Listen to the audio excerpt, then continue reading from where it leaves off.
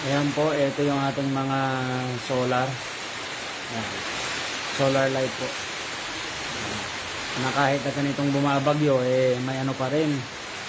May nagcha-charge pa rin siya.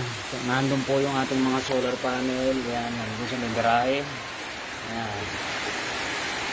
Tapos meron pa po tayo dito isa na nandito. Ayan. Ayan po, nagcha-charge. Tapos dito, ayan, meron pa po isa rito. Ayan. Nagcha-charge din po siya.